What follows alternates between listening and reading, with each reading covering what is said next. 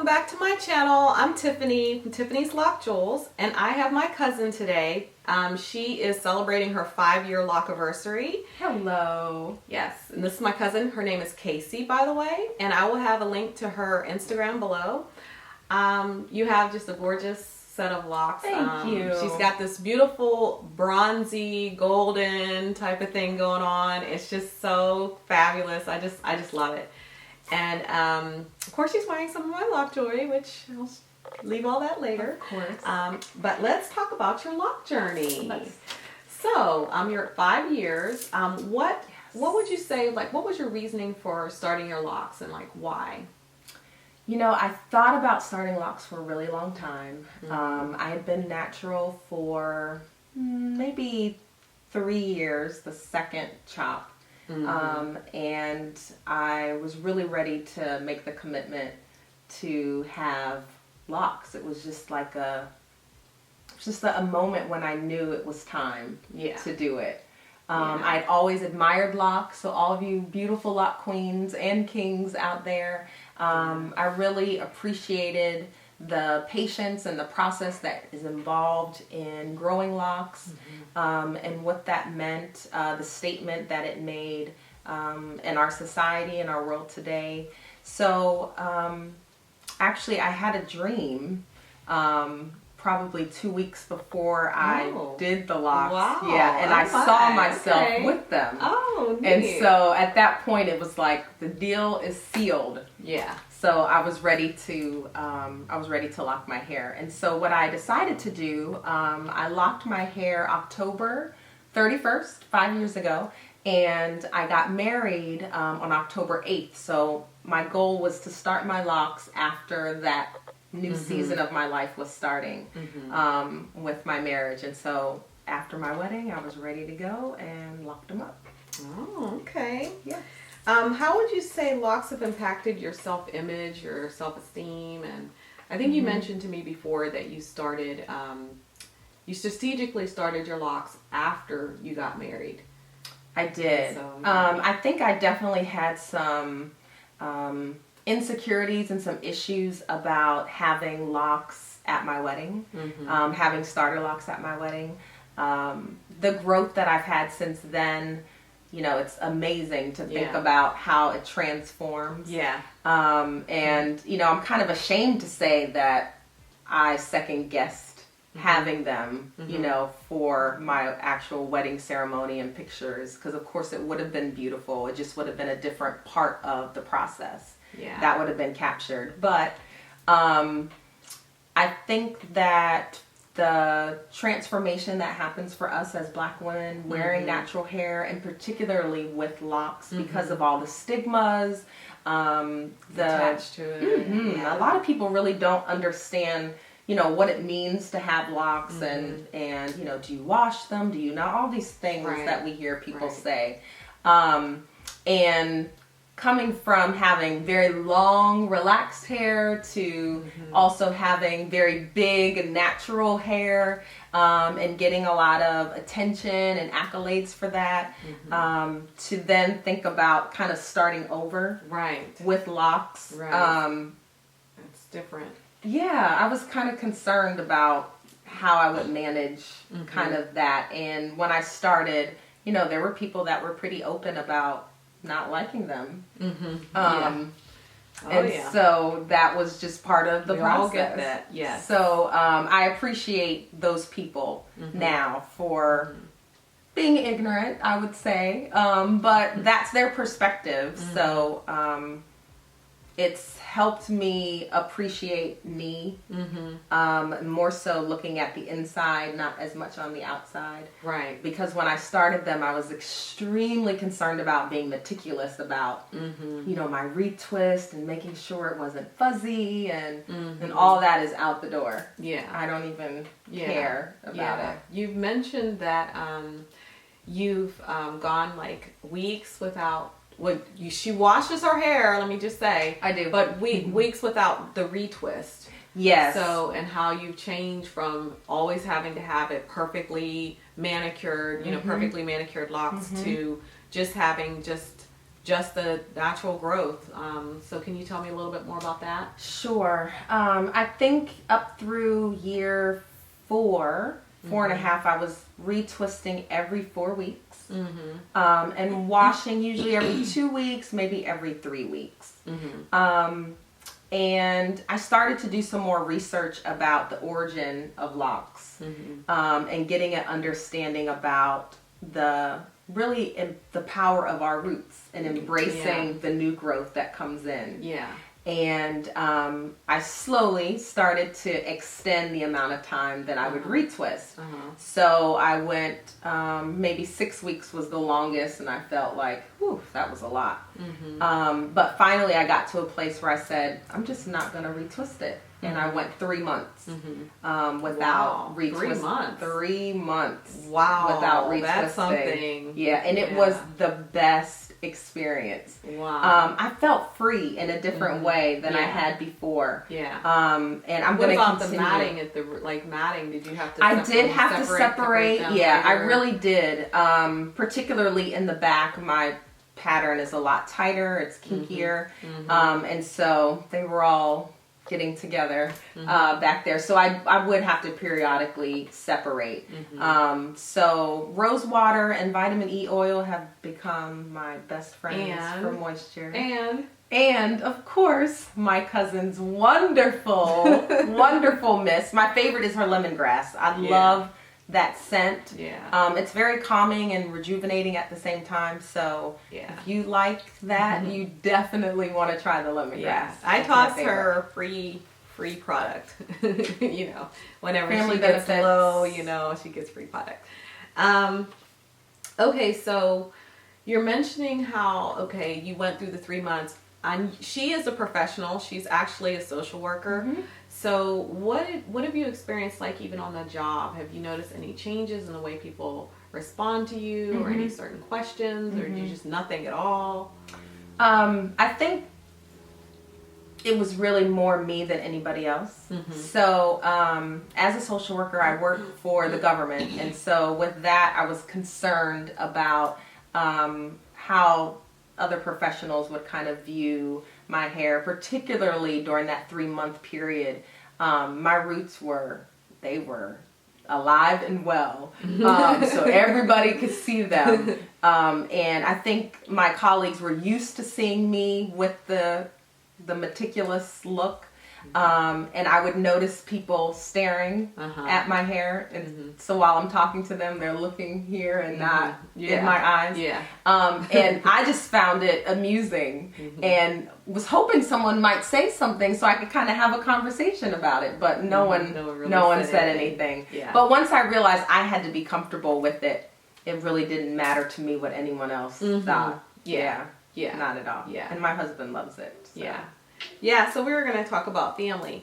So how does your daughter, like, what kind of questions does she ask you? She doesn't have locks, but she has natural hair. And your husband also, you know, how does he respond? This is very interesting history in regards to her husband. Well, he wore locks for 7 years. Before. And his son. And my son has locks.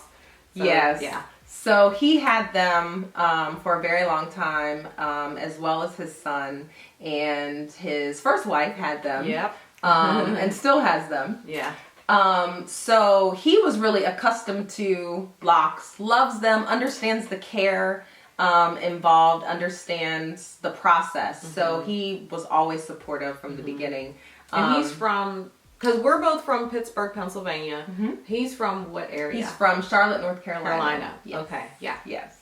So, he's always been great. And so when I started to not retwist as often, you know, I kind of, maybe after 8 weeks, he didn't say anything. And I thought, I wonder if he's going to say, are you going to retwist? And so I said, listen, this is what I'm going through right now. This is what I'm thinking about. I'm not going to be retwisting for a while. You know, my thought was, I don't really care how you feel, but I do care how you feel. So, and he was like, I love it. It's great. No big deal. So, it's been great. It's been freeing. My daughter, I think, is sometimes a little confused about them. So she's 9. And at first she thought they were braids. And then now she actually uses the term locks. Okay. But it took her a couple of years to actually realize, oh, my mom has locks. And from time to time, she'll say, I want my hair like yours. So we'll talk about it. And she knows she's not ready to make that commitment yet. Right. And she enjoys. But she admires, and she gets to see that. You know, she gets to see she does. A beautiful one with the locks in her home. I think that makes a big impact upon our girls. I think so too. And I think what often surprises her when we're out, she says, Mom, people compliment you on your hair all the time. You don't look like everybody else. And so I talked to her about, you know, sewing. She knows everything about sewing weaves and, you know, all the different ways that Black women can style their hair. And we talk about losing your edges and what that means and how to take care of your hair. So it opens up good conversation. Yeah, definitely. Last question. As far as your maintenance and care of your locks, how has it evolved over the past 5 years?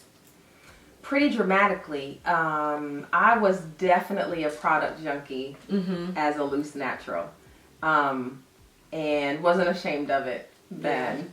And then realized, embracing this process, that it was going to be different. And even though I still have natural hair, it is not loose. And so a lot of the products that I was using when I was a loose natural, I was still trying to find a way to continue to use them, but it didn't really make sense. And my hair kind of made it clear that it doesn't really make sense.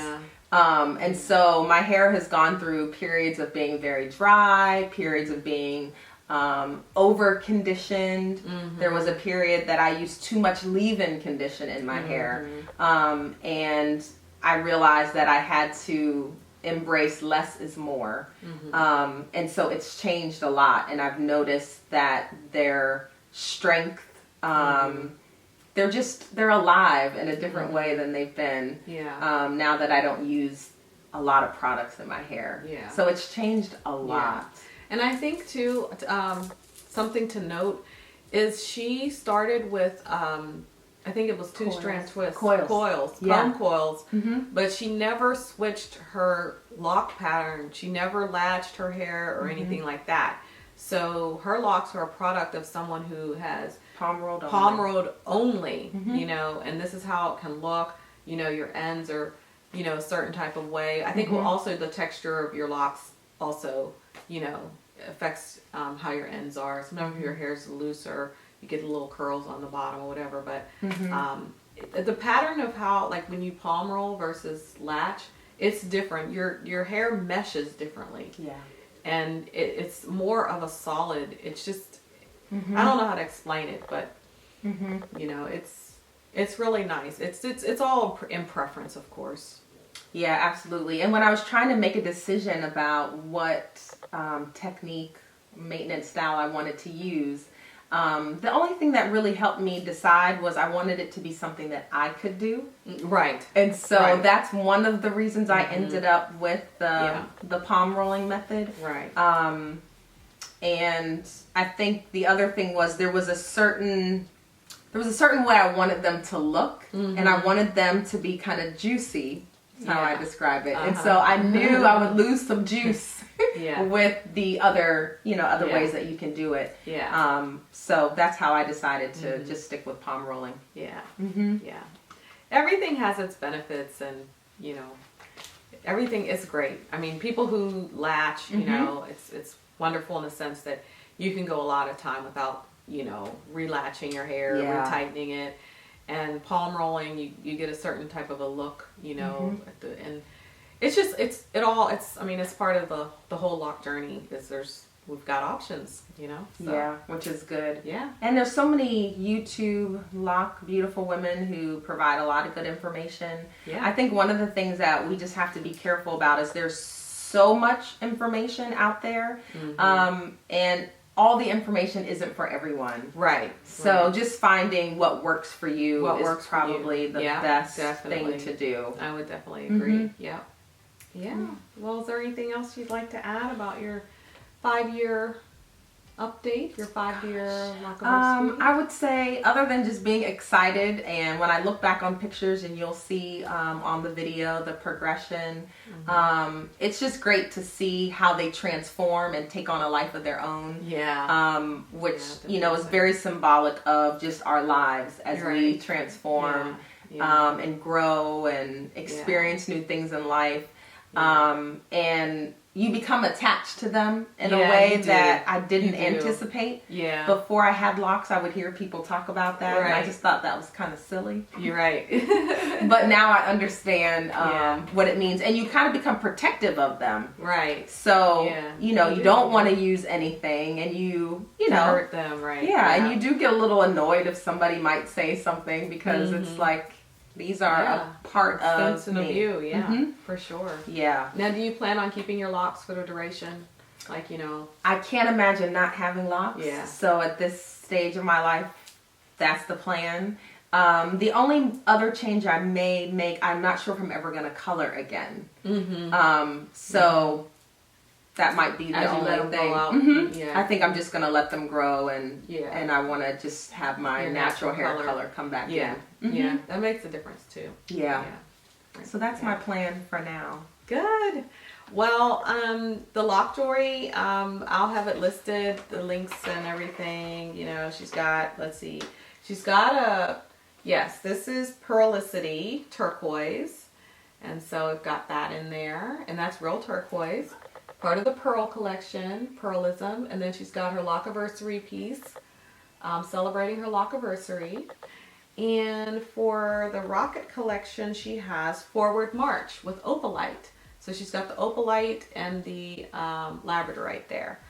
And let's see, for me, I've got, this is a Rocket Red with the Red River.